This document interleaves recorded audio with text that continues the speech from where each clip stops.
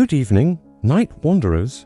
Welcome back to the Quiet Hour, that sacred space where the noise finally fades and we can hear the stories that truly matter. I'm here with you in these quiet hours, whether you're winding down after a long day, keeping the road company through the darkness, or lying awake wondering if you'll ever be enough. This is where we explore what it means to be human through stories that stay with you long after the telling. If tonight's story resonates, I hope you'll subscribe and join our community of seekers who believe that wisdom still matters. In this hurried world, tonight, I want to tell you about a father, a son, and 3 old shirts that taught a lesson about worth that changed everything. It's a true story, and it begins in the shadows of poverty and prejudice, but it doesn't end there.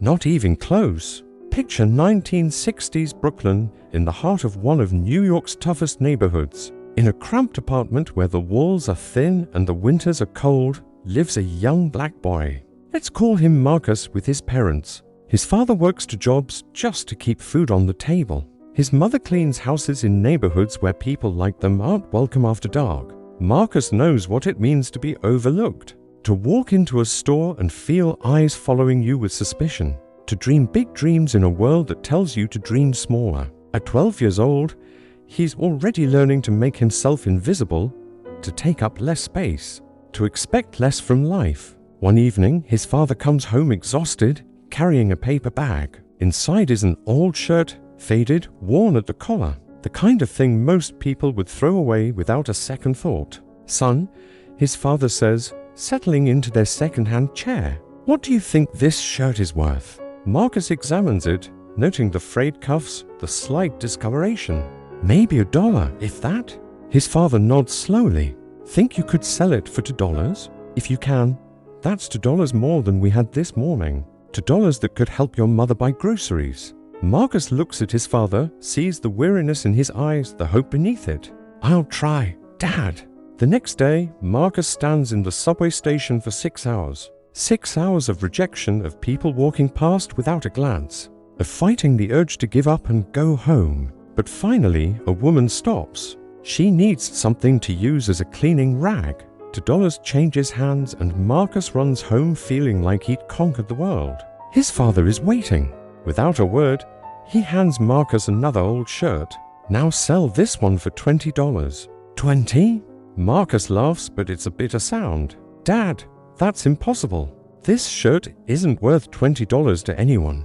His father's voice is gentle but firm. Impossible is just a word people use when they stop thinking. Try. For days, Marcus stares at that shirt, turning it over in his hands. Then inspiration strikes. He has a cousin who's good with art. Together, they paint a vibrant Mickey Mouse on the front, a playful Donald Duck on the back. The shirt transforms from trash into something unique, something with personality.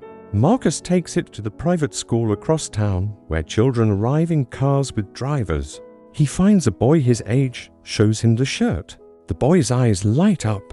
"My little brother would love this." $25, more than Marcus asked for. When he gets home, breathless and proud, his father is waiting with a 3rd shirt. $200, his father says simply. This time, Marcus doesn't hesitate. He's learned something. Value isn't fixed, it's created. But $200? That requires something extraordinary. Marcus reads in the newspaper that Farrah Fawcett, the actress from Charlie S. Angels, one of the biggest TV shows in America, is in New York for a press conference.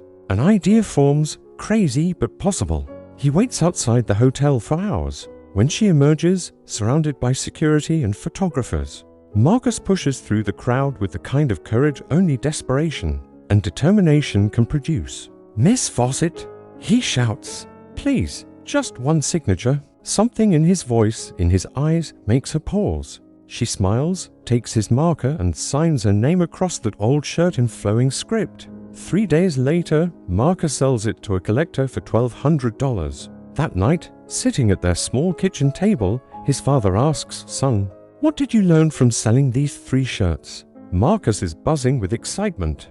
That there's always a way. If you're creative enough, if you work hard enough, you can make anything valuable. But his father shakes his head slowly, and something in his expression makes Marcus fall silent. "You're not wrong, son. But that's not the lesson I was trying to teach you. His father reaches across the table, takes both of Marcus's hands in his own. If an old shirt worth $1 can become worth $1,200, what does that say about you? About us? Marcus feels something shift inside him, like a door opening to a room he didn't know existed. We're black. His father continues, his voice thick with emotion. We're poor. The world has a price tag it wants to put on us, cheap, disposable, not worth much. But son, you just proved that value isn't about what you start with. It's about what you become. It's about the creativity you add, the effort you invest, the courage you show. He squeezes Marcus's hands. That shirt didn't become valuable because of what it was. It became valuable because of what you made it. Don't ever let anyone tell you what you're worth. You decide that. You create that every single day. Now, friends listening in the darkness, I need you to hear this. You are not that first shirt.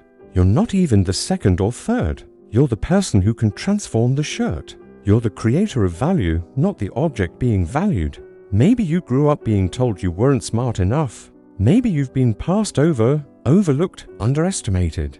Maybe you carry identities the world has tried to use against you. Maybe you're lying there right now feeling like that dollar shirt, worn out, used up, ready for the discard pile. But here's the truth that father was teaching his son. Your worth isn't determined by where you started, what you look like, or what other people think you're worth. Your worth is determined by what you choose to create with what you've been given. The boy in this story, he grew up to become someone whose name you'd recognize, because he carried his father's lesson into everything he did. He understood that he wasn't waiting for the world to validate his worth. He was busy creating it. Every single day, you have that same power. Right now, tonight, that creativity, that persistence, that refusal to accept other people's price tags. That's available to you, not someday. Now. What old shirt are you holding? What part of yourself have you decided isn't worth much? What dream have you priced at $1 when it could be priceless? That's our story for tonight here on The Quiet Hour. If this spoke to something in you, I'd love to hear about it in the comments. What's your old shirt? And what are you going to do to transform it?